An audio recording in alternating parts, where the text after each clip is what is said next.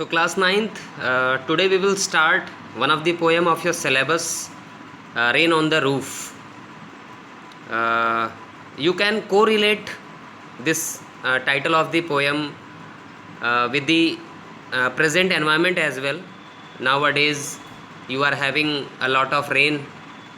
So rain on the roof, you can just imagine and to experience whatever the poet want to just convey. The name of the poet of this poem is Court Skinny. So when the sky is covered with dark clouds and it starts raining, have you ever listened to the patter of soft rain on the roof? So before starting this poem, the poet wants to ask you something, that have you ever feel the sound, the music of the raindrops on the roof or somewhere else? कि poem को start करने से पहले वो आपके views जानना चाहता है, आपका ओपिनियन जानना चाहता है, आपकी फीलिंग जानना चाहता है पोएट, कि क्या आपने कभी जो है बारिश की बूंदों की जो म्यूज़िक है उसको सुनने की कोशिश की है या आपने उसको फील किया है. What thoughts flash through your mind as you heard this melody of nature. और अगर आपने ऐसा कभी किया है, आपने कभी बारिश की बूंदों की आवाज़ को, उस म्यूज़िक को सुनने की कोशिश की है, तो ये जो एक मेलेडी है नेचर की, what thoughts flash through your mind, कि आपके दिमाग में, आपके माइंड में जो है वो किस तरह की फीलिंग्स, किस तरह की जो है वो थॉट्स आते हैं इस म्यूज़िक को सुनने के बाद. Read the poem to find out what the poet dreamed of while listening to the rain. अब जैसे होता है ना कि किसी भी चीज़ को देखने का नज़रिया सबका अलग अलग हो सकता है. जैसे बारिश की बूंदों की आवाज़ सुनकर पोएट क्या फ़ील करता है और बारिश की बूंदों की आवाज़ को सुनकर आप क्या फ़ील करते हैं, ये वेरी कर सकता है, अलग अलग हो सकता है. जैसे आप कुछ और फील कर सकते हैं, आपको उसमें कुछ और जो है वो आइडियाज़ निकल के आ सकते हैं, आपके अलग थॉट्स हो सकते हैं पोएट से. सो इस पोएम के थ्रू जो है पोएट क्या फ़ील करते हैं, पोएट की क्या फीलिंग है इस पोएम के थ्रू, उसको हम जानने की कोशिश करते हैं. So let's begin with the reading of this poem. First of all, when the humid shadows hover over all the starry spheres and the melancholy darkness gently weeps in rainy tears. What a bliss to press the pillow of a cottage chamber bed and lie listening to the patter of the soft rain overhead. Every tinkle on the shingles has an echo in the heart, and 1,000 dreamy fancies into busy beings start, and 1,000 recollections weave their air threads into woof as I listen to the patter of the rain upon the roof. Now in memory comes my mother, as she used in years agone to regard the darkling dreamers ere she left them till the dawn. Oh, I feel her fond look on me as I list to this refrain, which is played upon the shingles by the patter of the rain. So here in the first stanza, when the humid shadows hover. So along with the explanation of this poem, I will provide you the meanings of the hard words as well. कि बेटा जैसे जैसे हम लोग जो है वो poem का एक्सप्लेनेशन देखते जाएंगे, इसको सुनते जाएंगे, आगे आगे जो है जो हार्ड वर्ड हैं उनकी मीनिंग्स भी हम आपको जो है एक्सप्लेन करते चलेंगे. When the humid shadows. अब ये व्हाट इज़ ह्यूमिड, यहाँ पे एक वर्ड आया बेटा, देखिए humid, HUMID. Humid means something which is full of moisture. You may say moisture, MOISTURE, moisture. Shadows hover over all the starry spheres. अब यहाँ पे ये जो starry sphere यूज़ किया गया है, ये स्काई के लिए यूज़ किया गया है. starry means तारों से भरा हुआ, स्फेयर मीन्स आकाश. तो आकाश यानी रात के समय की बात चल रही है यहाँ पे. पोएट जो है वो नाइट टाइम को एक्सप्लेन करना चाह रहा है कि when the humid shadows hover over all the starry spheres. What is hover? Hover means to move around something. तो यहाँ पे वो बताना चाह रहे हैं कि when the humid shadows hover, कि जब मॉइस्चर लेडन यानी कि पानी से भरे हुए बादल जो हैं वो घूमना शुरू करते हैं, घुमड़ना शुरू करते हैं over all the starry spheres, पूरे आसमान में, है ना। रात के समय जब बादल इकट्ठा होना शुरू हो जाते हैं और बरसात होने की संभावना बन जाती है कि अब बारिश होगी। And the melancholy darkness gently weeps in rainy tears, और उसके बाद जब बारिश शुरू हो जाती है, एंड द मेलंकली डार्कनेस, अब जब आपने भी फील किया होगा इस चीज़ को कि जब बारिश वाले बादल इकट्ठे होते हैं तो एक हल्का अंधेरा छा जाता है, एक डार्कनेस जो है वो हो जाती है। और यहाँ पे एक मेलंकली वर्ड आया है बेटा, ये melancholy, melancholy means sadness, melancholy means sadness. तो ये जो शो करता है, ये पोएट की इमेजिनेशन है कि पोएट जो है वो उसको बादलों की उदासी का, उनकी सैडनेस का जो है एक सिंबल मान रहा है। And the melancholy darkness gently weeps in rainy tears, और जब बारिश की बूंदें पड़ना शुरू हो जाती हैं, बारिश शुरू हो जाती है, तो पोएट उसको ये मानता है कि बादल यानी आसमान जो है वो उदास है और वो रो रहा है, वहाँ से उसकी आंसू की बूंदें गिर रही हैं जो बरसात के रूप में धरती तक पहुँच रही हैं। What a bliss, bliss means joy, happiness, here bliss is for joy और happiness, to press the pillow of a cottage chamber bed. अब यहाँ पर पोएट जो है वो अपनी फीलिंग शेयर कर रहा है कि कितनी खुशी की बात है।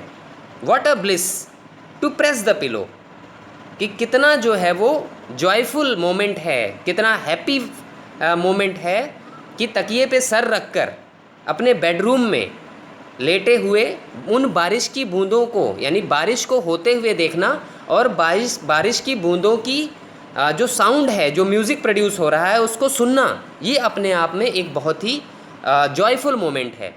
And lie listening to the patter of the soft rain overhead, कि उस चीज़ को वो एक्सप्लेन करते हैं कि ये अपने आप में एक बहुत ही जॉयफुल मोमेंट है कि आपको ये अवसर मिला हो, ये अपॉर्चुनिटी मिली हो कि आप अपने बेडरूम में जो है अपने बेड पर लेटे हुए हों, तकिए पर आपने सर रखा हो, और जो बारिश हो रही है, जो एक मेलोडी ऑफ नेचर, बारिश की बूंदों से जो म्यूज़िक प्रोड्यूस हो रहा है, उसको फील करना, अपने सर के पास, अपने सिर के पास जो है उसको फील करना, सॉफ्ट रेन ड्रॉप्स को, ये अपने आप में एक बहुत ही हैप्पीनेस प्रोवाइड कराने वाला है, एक जॉयफुल मोमेंट है ये।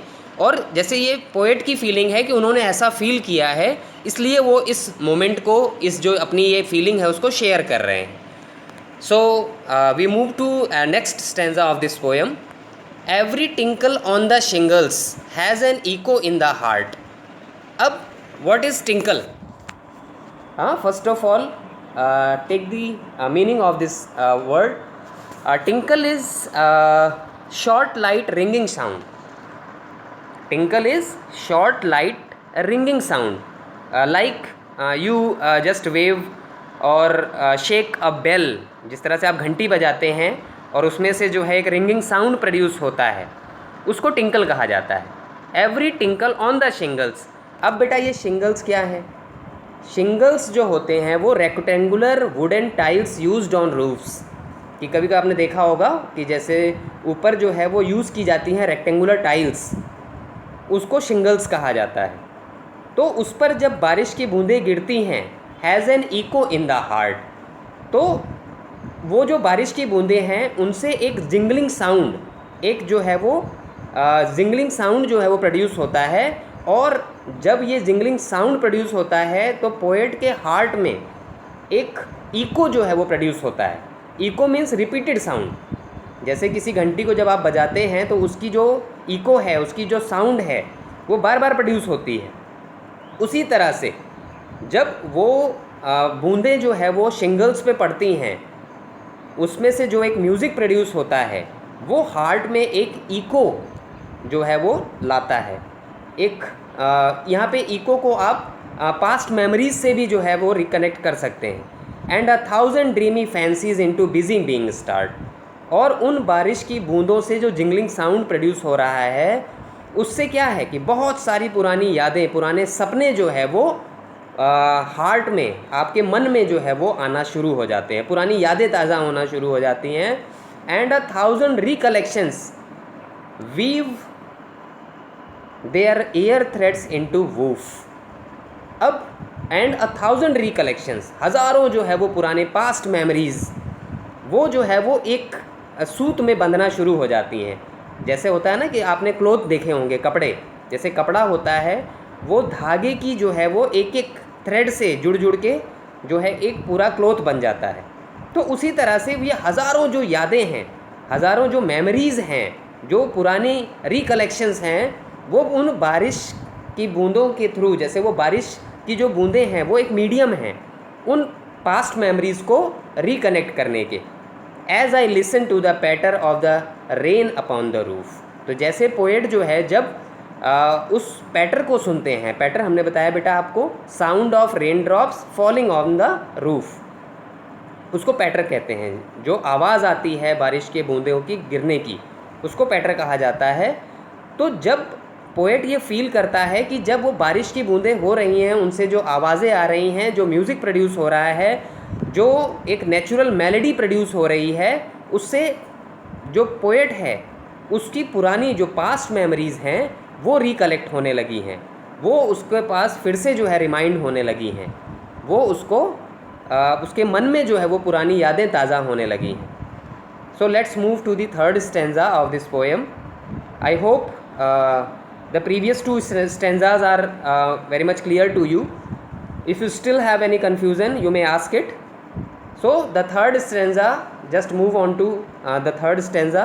Now in memory comes my mother, as she used in years agone to regard the darling dreamers ere she left them till the dawn. Now he starts to just explain his own feelings. Now in memory comes my mother, कि with the help of that the sound of those raindrops, actually the mother of the poet is no more in this world. So the memories of his mother comes to poet's mind. Now in memory comes my mother, as she used in years agone. अब उसके जैसे मन में जो है, उसकी यादों में जो है उसकी माँ आती हैं, उसको जैसे याद आता है कि जब मेरी माँ जो है अलाइव थी तो वो किस तरह से बिहेव करती थी मेरे साथ, कैसे मुझे ट्रीट करती थी, वो उसको याद आता है। Now in memory comes my mother as she used in years agone. What is agone? Gone होता है ना, गॉन जैसे बीता हुआ, पास्ट, जैसा कि जो बीते हुए साल हैं उनमें ऐसा जैसा होता था, उसको अगॉन कहा जाता है बेटा। तो जैसा वो पहले करती थी, पास्ट में जिस तरह से वो बिहेव करती थी, to regard the darling dreamers. अब ere she left them till the dawn, ere is used for poetic word है जो कि बिफोर के लिए यूज़ किया जाता था। Ere means before, she left them till the dawn, कि वो जैसे पीछे के सालों में, यानी जो पास्ट बीत गया, जो पास्ट टाइम था, उसमें वो कैसे जो है वो जब हम लोगों को सोता हुआ देखती थी। To regard the darling dreamers ere she left them till the dawn. Dawn means सुबह का टाइम, डे ब्रेक जिसे कहते हैं, भोर, है ना, कि जब अंधेरा पूरी तरह से ख़त्म ना हुआ हो और सूरज ना निकल पाया हो, इन दोनों के बीच का जो टाइम होता है वो डॉन कहलाता है, भोर जिसे कहा जाता है। To regard the darling dreamers ere before she left them till the dawn, कि हम जैसे पोएट ये अपनी फीलिंग शेयर कर रहे हैं कि जब हम लोगों को सोता हुआ वो देखती थी तो जैसे वो हम लोगों को जगाती नहीं थी, हम लोगों को अपने सपने में जो है वो छोड़ देती थी कि थोड़ी देर और सो लेने दें। हो सकता है कि कोई वो स्वीट ड्रीम देख रहे हों, इसलिए हमें डिस्टर्ब नहीं करती थी। Oh I feel her fond look on me, और जिस तरह से वो मेरे कमरे में आती थी, जिस तरह से वो हम पर जो है वो आईसाइट डालती थी, जिस तरह से देखती थी कि हाँ कैसे ये सो रहे हैं, तो वो जो फॉन्ड लुक था वो मुझे आज फील हो रहा है इन बारिश की बूंदों का जो साउंड प्रोड्यूस हो रहा है उसके थ्रू।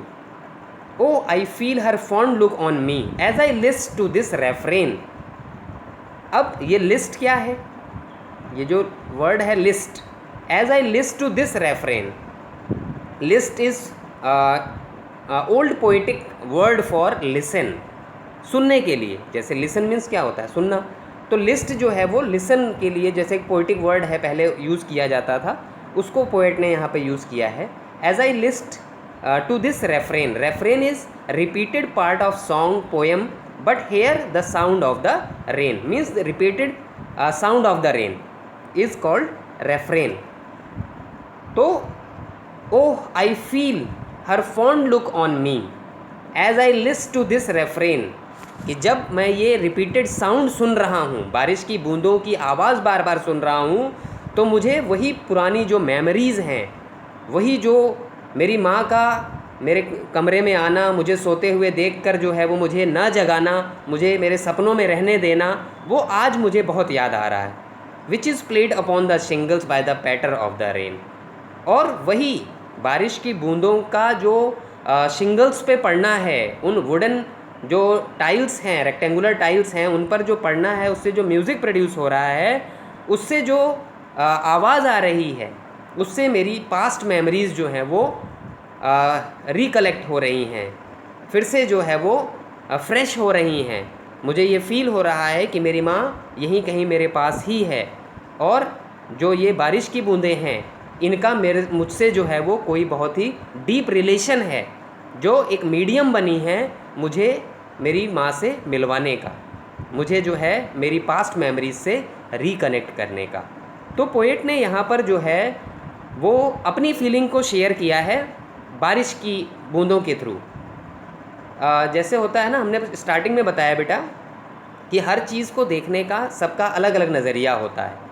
जैसे किसी ट्री को आप देखते हैं, तो एक ट्री को देखने के बाद आपके मन में क्या थॉट आते हैं, आपके फ्रेंड के मन में क्या थॉट आते हैं, आपके ब्रदर के मन में, आपके सिस्टर के मन में, सबके अंदर अलग अलग फीलिंग आ सकती है, थॉट्स आ सकते हैं उस पेड़ को देखकर। उसी तरह से यहाँ पे पोएट ने जो है अपनी फीलिंग को शेयर करने की कोशिश की है। अब जैसे एक प्रैक्टिकल ऑफलाइन वर्क जो है वो आपको दिया जा सकता है कि आप बारिश की बूंदों को, जैसे हमने बताया ना अभी बारिश का मौसम चल रहा है, आप भी जो है वो बारिश को फील कर सकते हैं। उसकी जो रेन ड्रॉप्स हैं, उनके साउंड जो प्रोड्यूस हो रहे हैं, उसके थ्रू आपके क्या थॉट्स प्रोड्यूस होते हैं, उसको फील कर सकते हैं। तो this is all for the explanation of the whole part of this poem. If you still have any confusion, any problem, you may ask it. Thank you.